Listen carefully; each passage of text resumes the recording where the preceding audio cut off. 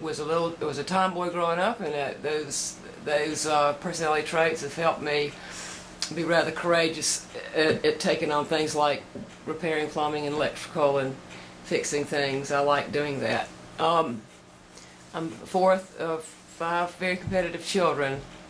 There were 2 girls and 3 boys. I spent a lot of time with my father. He was a big Democrat. He was what they call a country lawyer, and he was extremely good and highly respected, very decent, very wise man. He had a lot of courage and a lot of conviction. It was a wonderful generation, those men. He flew the hump, and I heard stories about him flying from China, Burma, and India. My mother was a little country girl, I guess you could call her, and she was a pianist. She was a child prodigy. She could play the piano like nobody's business, and she was wonderful. And she was just a delight.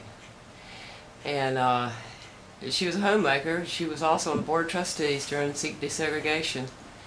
I got to experience that, and in my hometown was just an incredible model of how things should go. I'm very proud of how my hometown of Lancaster handled that.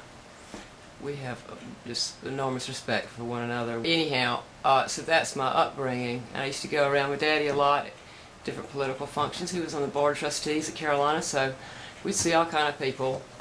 We'd have a lot of people for breakfast when they were running for office, like John Carl West and people like that. People had a lot of respect for my father. I don't know, I wonder what he would think about what's going on today. My Uncle Hall, his brother, was also a big Democrat. And they were reasonable, very fair people. They were not screaming liberals by any means.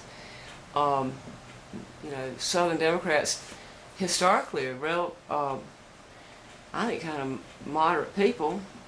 We know people should be decent and do the right thing.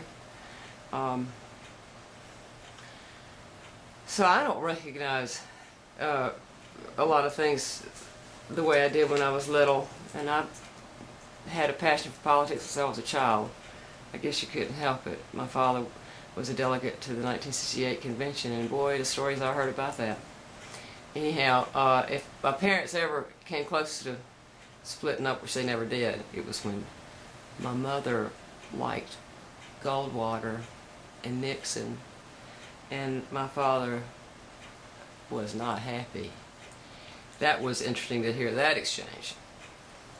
But anyway, I grew, and I appreciate from both sides. I found that my father was very compassionate.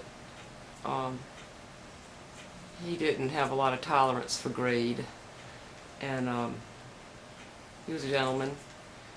He had a temper, but he knew how to use it pretty well. And my mother hardly ever raised her voice. If she got upset with you, she'd give you ice treatment, which I found frightening. Anyhow, love cooking. I love hosting people. I like exercising. I like tennis and jogging, and I love gardening, and I like just about anything physical. And I miss working in D.C., Washington, being around that. That was exciting. I worked in the motion picture industry when I was very young. I was out of college, and I was a clerk. It was just a lot of fun. I didn't have any clue on what I could do with that. I could care less about being an actor. Never did care about that kind of thing. But it was a neat experience. I've gotten to meet a lot of very interesting people with all kind of ideas. And I think if I'm intolerant about anything, it probably has to do with communism. Gets my goat. To me, a communist reminds me of somebody. If you want to be an atheist, for example, that's your personal business. Don't throw it in my face. Don't challenge me on that. And that's where I draw the line. Anything else, fine. Legalize marijuana, absolutely. Take it out of the hands of crooks. Let the states and let our treasury collect the taxes on that stuff.